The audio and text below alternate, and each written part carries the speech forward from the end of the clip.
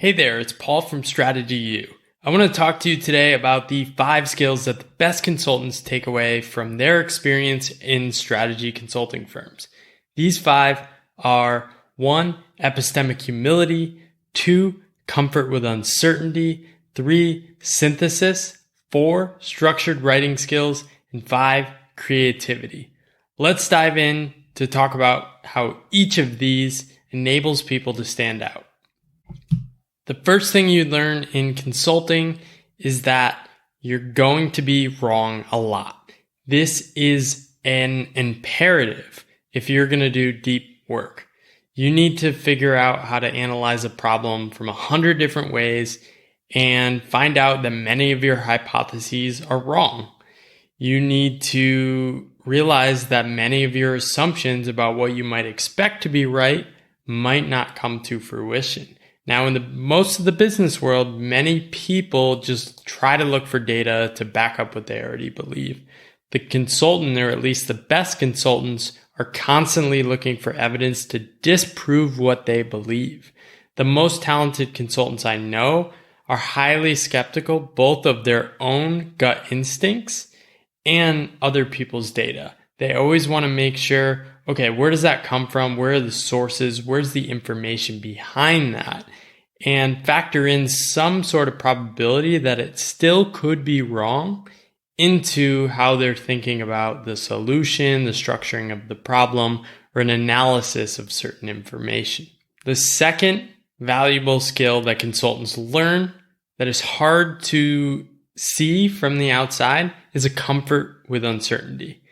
Quickly, when you start as a consultant, you get thrown on projects where you don't actually know how that project will go over the coming months. You know that given the experience of the people on your team, you will likely get there, and given the resources of the firm and the expertise of many senior people. But until you go through that process and grapple with, I don't know what comes next, or I don't know how to go forward from here now that we've hit a roadblock with our client or the way we're thinking about our problem. Basically, the only way to acquire the skill is more and more reps. You often see disconnects within projects teams in consulting. So the partner may be very, very experienced. They kind of know that the project will figure itself out over time. Conflicts will happen, but they'll get solved. But they might be dealing with somebody junior, associate partner, or even a project manager. And that person is first time in the role, and they're nervous about proving that they know what they're doing, except they don't really know what they're doing. And bridging that gap is a really valuable thing to learn. The more times you do it, it helps project managers and partners have confidence in articulating what that feels like, what people might expect, and help projects go a lot smoother. And over time, consultants that intuit some of these feelings can anticipate roadblocks to expect in a project and help guide their team around them or through them, just with a better pair of hands. The third skill you acquire in consulting is synthesis.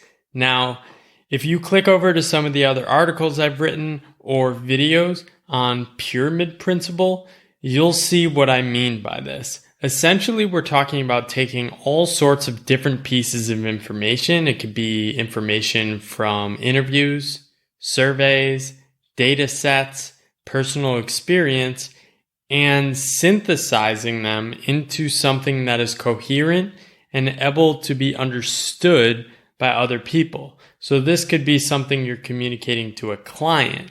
What makes it something that's synthesized and useful, though, is that it's actually applicable to the situation you're talking about. You can't just synthesize a bunch of information and give people random data points. You need to give people information that also enables them to figure out what to do next.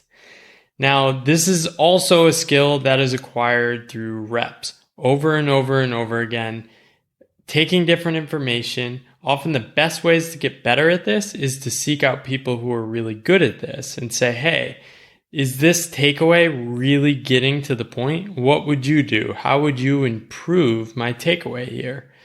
And Getting good at this, I highly recommend focusing on writing. We'll talk about this in the next skill, number 4, but by just jotting down some of your ideas, some of the information, you might even call them micro takeaways, individual bullets or lines of information, and then grouping them at an even higher level to try and figure out what is the takeaway here.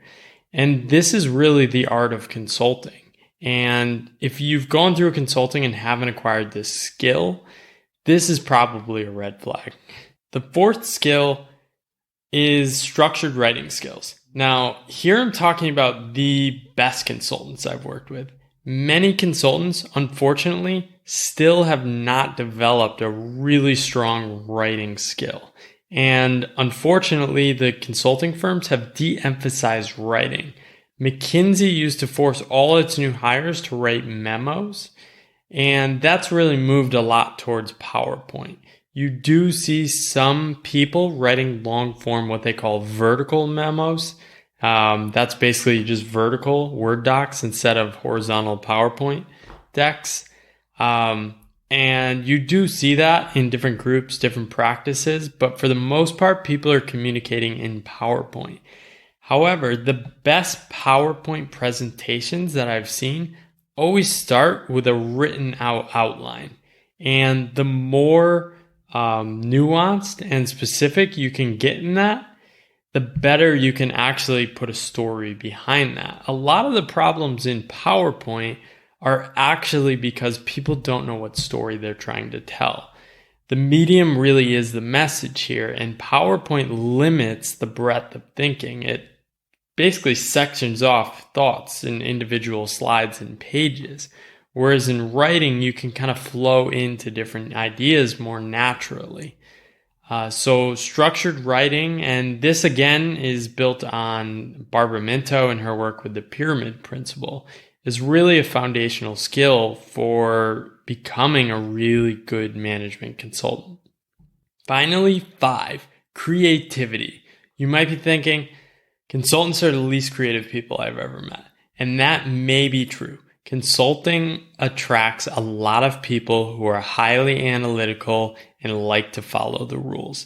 However, the best consultants I know are very creative, because the great thing about consulting is it offers a lot of foundational frameworks, and creativity is really a combination of structure and then knowledge. So if you take the structure, it gives you constraints which force you to create within that container.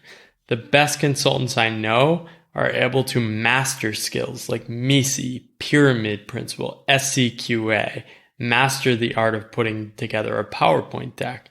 Once they master that skill, they then can take a little more chances, get a little more creative with how they're using PowerPoint, use videos, animated graphics, display things in new and interesting ways, use powerful imagery, combine it with an oratory delivery using different persuasion techniques, different things like that.